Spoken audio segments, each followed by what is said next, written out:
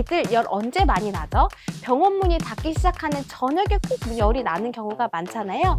이러한 잘못된 발열 관리로 이어지는 거, 그게 바로 이 발열 공포증의 문제점이라고 할 수 있습니다. 그래서 열이 나는 것이 항상 나쁜 것만은 아니라는 거죠. 약사 엄마로서 제가 실제로 해본 방법들을 소개해 드릴게요. 안녕하세요. 약 올리는 언니 미나 약사입니다. 여러분, 오늘은 제가 우리 아이들이 열이 날 때 어떻게 해야 되는지 그거에 대해서 한번 설명을 해보려고 합니다. 자, 아이를 둔 엄마 아빠라면 아마 가장 무서울 때가 아이들이 열이 날 때가 아닐까 싶습니다. 실제로 발열 공포증이라는 말이 있을 정도니까요. 이 발열 공포증은요, 발열 때문에 나타날 수 있는 해로운 결과에 대한 편견 때문에 나타나는 건데요. 제일 많이 걱정하는 게 왜 뇌손상 같은 거 있잖아요. 이러한 걱정을 너무너무 많이 한 나머지 불필요하게 아이의 열을 너무 자주 잰다거나 불필요하게 혈제를 너무 자주 먹인다거나 막 자는 아이를 깨워서 약을 먹이는 등 이러한 잘못된 발열 관리로 이어지는 거, 그게 바로 이 발열 공포증의 문제점이라고 할 수 있습니다. 제가 지난 시간에 365일 쉬지 않는 약국에서 일을 하고 있고 저희 약국은 저녁 10시 반까지 운영을 한다고 말씀을 드렸습니다.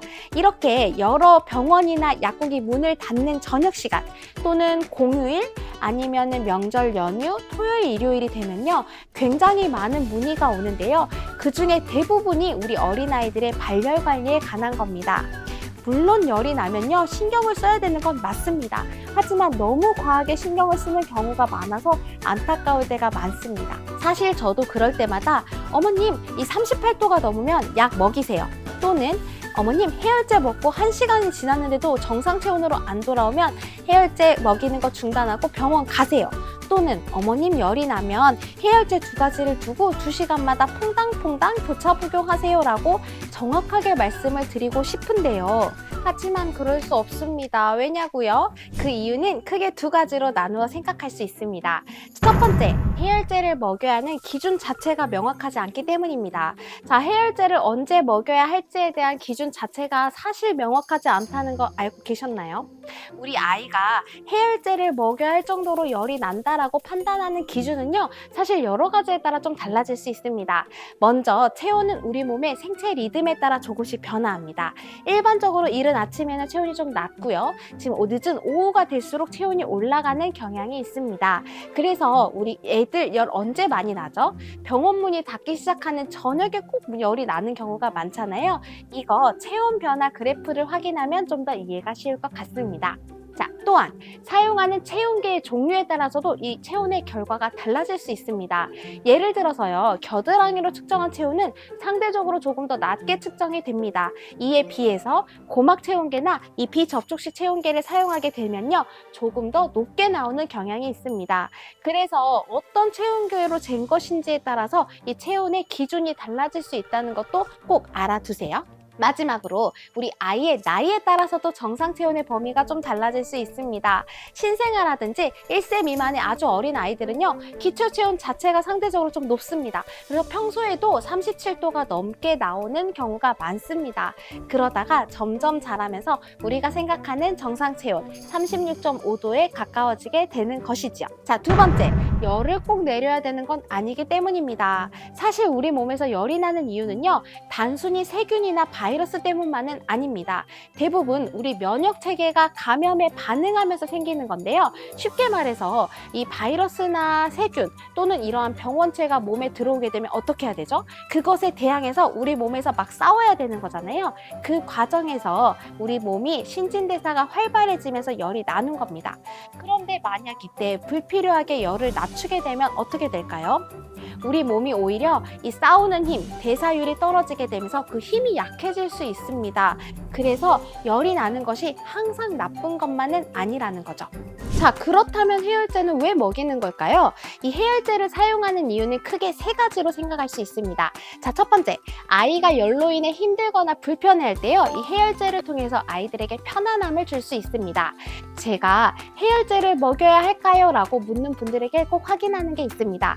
바로 체온과 더불어서 우리 아이들의 컨디션입니다. 예를 들어서요, 열이 39도가 되어도 우리 아이들의 컨디션이 평소와 다르지 않다면, 잘 먹고 잘 자고 잘 싼다면요, 조금 더 지켜보셔도 됩니다 라고 말씀을 드리고요. 반대의 경우도 있습니다. 만약에 38도가 안 되는 미열일지라도요, 아이가 평소보다 훨씬 컨디션이 떨어진다면 또는 너무 힘들어한다면, 말 못하는 아이들의 경우에는 잠을 잘 못 잔다거나 막 보챈다거나 아무리 좋아하는 영상을 보여줘도 잘 보지 않는다거나 이런 식의 활동이 좀 떨어진다면요, 해열제가 필요할 수도 있습니다. 해열제가 열을 내리면서도요, 우리 아이들의 불편함을 줄여줄 수 있기 때문이죠. 자, 두 번째, 우리 아이들의 통증을 완화하기 위해서입니다. 해열제는 우리 아이들의 통증을 어떻게 완화할까요? 자, 대부분의 해열제는요, 단순히 열을 내리는 것뿐만 아니라 통증을 줄여주는 역할도 합니다. 자, 예를 들어서 우리 아이가 목이 부어서 열이 난다고 해볼게요. 자, 이때 해열제를 먹이게 되면 열을 내리는 역할도 하지만요, 목이 부어서 아픈 이 통증도 같이 잡아줄 수 있습니다. 그래서 목이 아프고 열이 나는 아이에게 해열제를 준다면 열을 떨어뜨리면서 통증을 잡아주는 두 가지 효과를 볼 수 있게 되는 거죠. 가끔 우리 치과에 다녀온 아이들이 처방전을 받아오는데 해열제를 처방받는 경우가 있어요. 자, 이럴 때 우리 아이 열 안 나는데 이거 먹여야 되나요? 라고 물어보시는 엄마들 계십니다. 자, 이 경우에는요, 해열제가 열을 내리는 역할보다는 염증이나 통증을 줄여주는 역할을 하는 것이겠죠. 세 번째, 이 해열제는 우리 아이들에게 탈수, 탈진이 일어나지 않게 하기 위해서 먹일 수 있습니다. 자, 어린 아이들일수록요, 열이 나게 되면 탈수나 탈진이 더 큰 문제가 될 수 있습니다. 우리 몸의 대부분은 수분으로 이루어져 있습니다. 특히 어린 아이일수록 이 몸에서 수분이 차지하는 그 비율이 훨씬 더 높습니다. 그렇기 때문에 어린 아이일수록 수분 손실은 굉장히 치명적일 수 있습니다. 열이 나면서 탈수 증상이 나타난다면 그것은 매우 위험한 신호입니다. 예를 들어서 아이의 눈이 평소보다 푹 꺼져 보인다거나 입이 바싹바싹 말라한다거나 아이가 힘들어서 우는데 눈물이 잘 안 나온다거나 소변량이 줄어들었다거나 소변을 보는 횟수가 줄어들었거나 아니면 잘 움직이지 않고 아이가 힘이 없다면 탈수나 탈진 증상이 나타나는 거일 수도 있습니다. 자, 이럴 때는요, 해열제를 주는 것도 중요하지만 경구용 수액제제가 굉장히 큰 도움이 될 수 있습니다. 물론 증상이 심하다면 병원을 꼭 방문하셔야 되는 거고요. 소아청소년과 학회에서는요, 발열을 직장에서 38도 이상일 때로 정의하고 있습니다. 겨드랑이로 측정했을 때는 37.3도 이상이면 미열이라고 하고요. 38도 이상의 발열이 있을 때는 의료기관을 방문하는 것이 좋다고 추천하고 있습니다. 자, 그리고 39도 이상의 발열은 고열이라고 말을 합니다. 저는 과연 약국에서 어떻게 말씀을 드릴까요? 저는 보통 고막 체온이 38도 이상일 때, 직장 체온, 즉 항문에서 잰 체온이 38도 이상일 때, 겨드랑이에서 잰 체온이 37.2도 이상일 때, 이 구강에서 잰 체온이 한 37.8도 이상일 때 보통 열이 난다고 말씀을 드립니다. 당연히 앞에서 말씀드린 여러 가지를 모두 고려해야 되는 상황인 거고요. 그리고 이때 평소에 우리 아이들이 체온이 어느 정도였는지 평소 체온을 알아두는 게 굉장히 도움이 되고요. 체온을 잴 때도 되도록이면 동일한 시간대에 재는 것이 좋습니다. 자, 그럼 마지막으로 우리 아이가 열이 날 때 도움이 되는 행동에 대해서 이야기해 보겠습니다. 약사 엄마로서 제가 실제로 해본 방법들을 소개해 드릴게요. 먼저 옷을 최대한 가볍게 입혀주세요. 아이들은 성인에 비해서요, 이 체중 대비 체표 면적이 넓습니다. 그래서 특히 이마와 머리를 통해서 열이 많이 발산이 되기 때문에 최대한 가볍게 입혀주셔야지 이 체표 면적을 통해서 열이 막 발산될 수 있습니다. 이렇게 말씀드리면 옷을 아예 벗기는 게 도움이 되나요? 라고 물어보시는 분들 계시는데요. 추천드리지 않습니다. 혹시 아이가 춥게 되면요, 오히려 막 덜덜 떨면서 오히려 열이 날 수 있기 때문입니다. 자, 다음은 충분하게 수분을 공급해 주셔야 돼요. 자, 열이 나는 어린아이에게 가장 위험한 상황은 뭐라고 했죠? 탈수, 탈진이라고 말씀을 드렸습니다.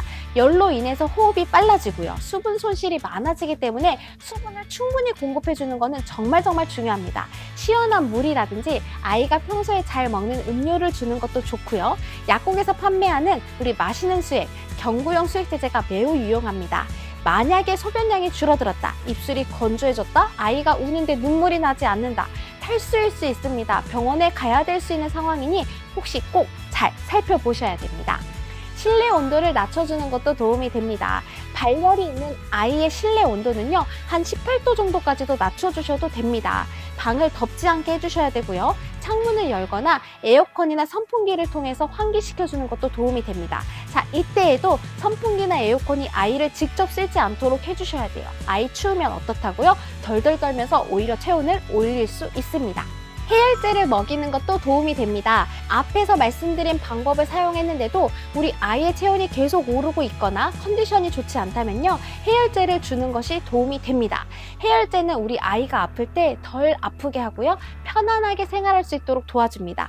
적절한 시기에 올바른 용량으로 해열제를 먹인다면 우리 아이의 불편함이 없어지고 컨디션이 회복하는 데 도움이 되기 때문에 꼭꼭꼭 추천드립니다. 자, 이렇게 몇 가지 방법을 통해서요, 우리 아이의 열을 관리해보는 게 도움이 됩니다. 자, 다음 영상에서는 해열제를 먹이는 방법에 대해서 좀 더 자세하게 설명을 드리려고 합니다. 오늘 영상이 도움이 되었다면 좋아요, 다음 영상이 기다려지신다면 구독, 알림 설정 잊지 마세요. 우리 아이들의 건강보호 채널 약올리는 언니 미나 약사가 여러분의 궁금증과 고민을 함께 해결해 드릴게요. 감사합니다. 그럼 다음 영상에서 만나요. 안녕.